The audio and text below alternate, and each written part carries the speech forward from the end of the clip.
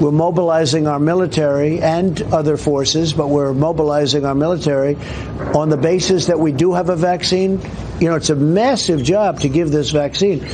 Our military is now being mobilized, so at the end of the year, we're going to be able to give it to a lot of people very, very rapidly. What nightmare alternate universe have we woken up in, where President Trump is out Fauciing Fauci, where President Trump is going further than even the UN, the WHO are, even further than Bill Gates has, and is saying he'll have the military mobilized to inoculate every single American. Is President Trump trying to create hope that he's got a solution to the COVID-19?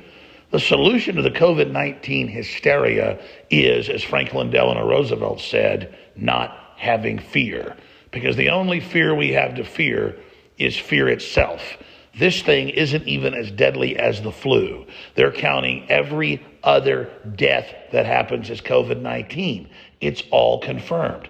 That's why they can cycle it up and cycle it down. They can say, oh, we're getting thousands of deaths a day or no deaths a day, because they chose the common cold as their fraud.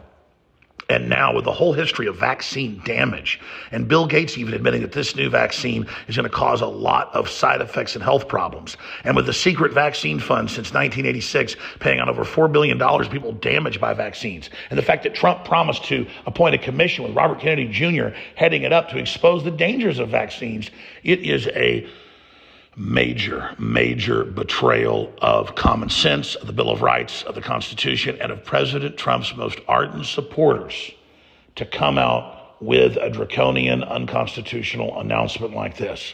Because the implication of having the military do it is, if you don't go along with it, you're not with the U.S. military. And the implication is this is going to be a forced inoculation, as the Democratic Party, the UN, and Bill and Melinda Gates have proposed, including the New York Times today, to make everyone take the inoculation to be able to have a travel pass to get on a plane or have a job. This is medical tyranny run by the WHO.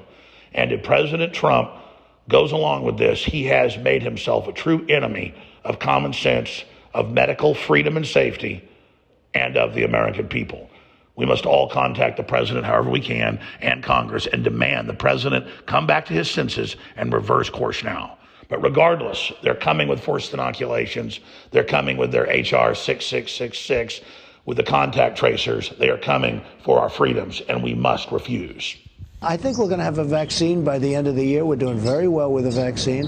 And I will tell you something. I just literally left a meeting. We're mobilizing our military and other forces, but we're mobilizing our military on the basis that we do have a vaccine. You know, it's a massive job to give this vaccine.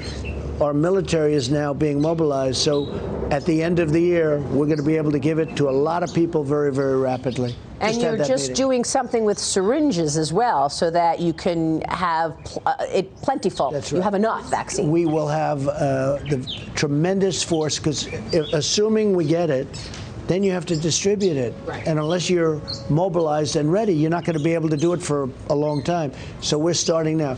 We're of the assumption that by the end of the year, we're going to have a vaccine, and then we have to be able to give it, to use it on most of our population. Yeah.